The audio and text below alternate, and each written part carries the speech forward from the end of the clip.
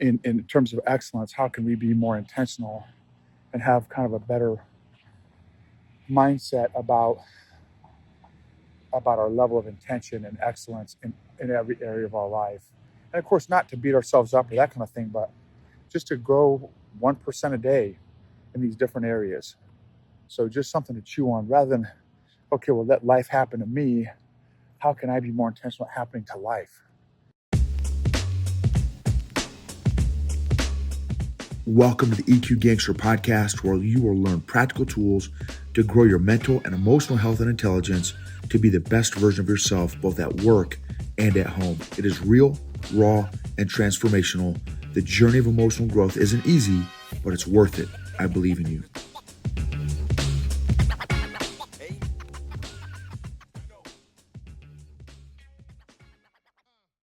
This episode is sponsored by Arrowhead Leadership Consulting. What are your organization's biggest pain points right now? Low EQ leaders, weak managers, toxic culture, high turnover, low engagement, leader development, lagging behind company growth, no company career path. Let us know if your organization needs leadership coaching, workshops, training, or keynotes. Visit arrowhead-leadership.com for more details. Arrowhead-leadership.com. EQ Gangsters.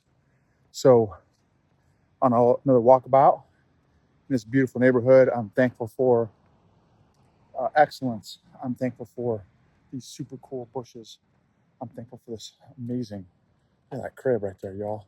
Sorry if you're on the podcast instead of YouTube.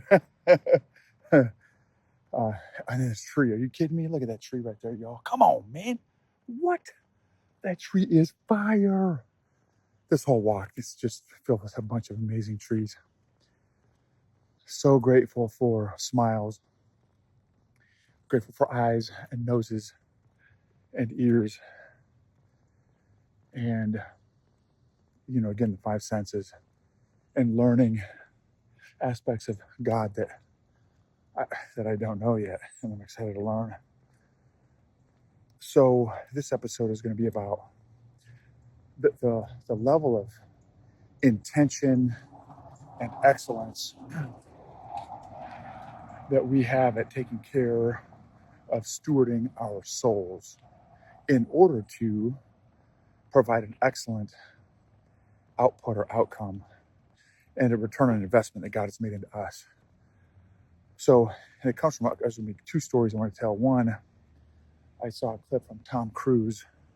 Some guy interviewed Tom Cruise. How did you get into movies or whatever? He said, even as a little kid, he wanted to understand stuff and be the best at whatever he endeavored to do. He wanted to be the best at it.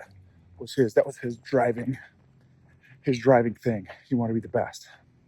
So he would break down the component parts and figure out, okay, how do I become the best at this in this area? And obviously I have very, very different views of faith and stuff. But I just love that thought process.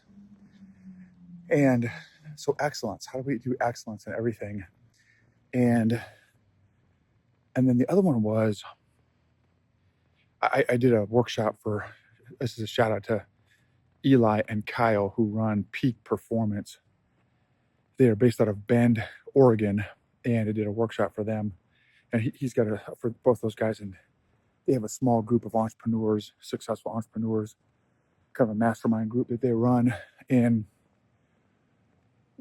everyone's kind of going around and saying how they recharged, how they kind of stewarded their souls, so to speak.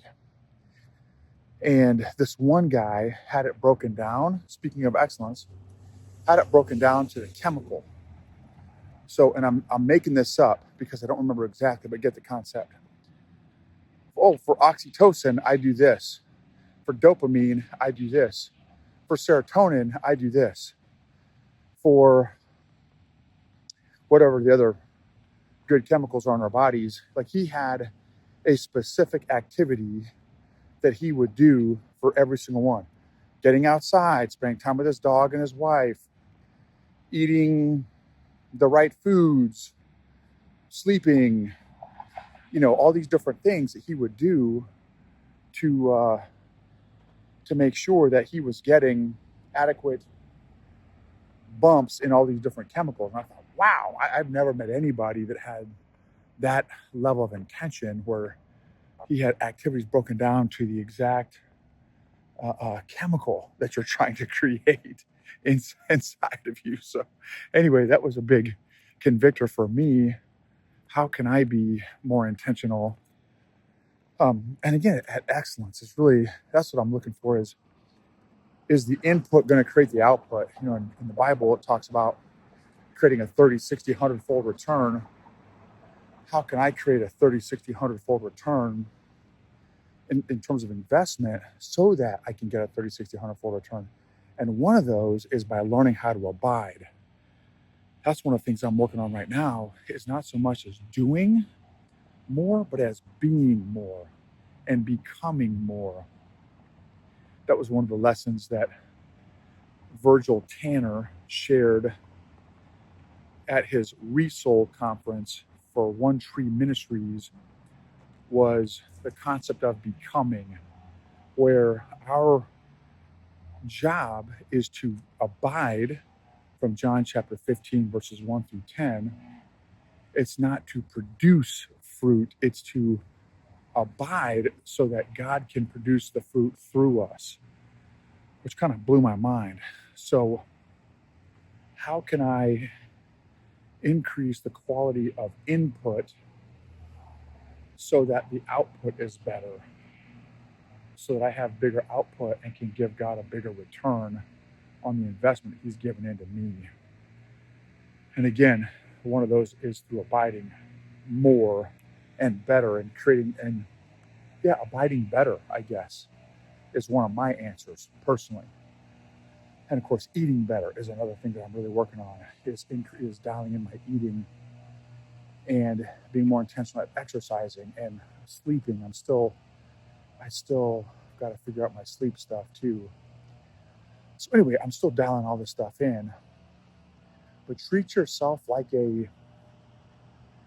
it's all connected, right? God created us. We're all connected. All these different areas of our lives are connected. How can we be better, show up better in every area in our relationships? How can I be a better listener? How can I be, what are the leading indicators for me being a better listener? What are the lagging indicators of me being a better listener for the relationships that I'm in or have, my coaching clients, all that stuff, right? So anyway, just want to share some of those thoughts with you guys in terms of excellence. How can we be more intentional and have kind of a better mindset about our level of intention and excellence in every area of our life?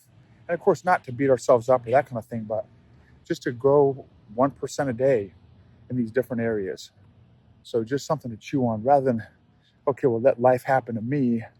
How can I be more intentional at happening to life? So anyway, you guys rock.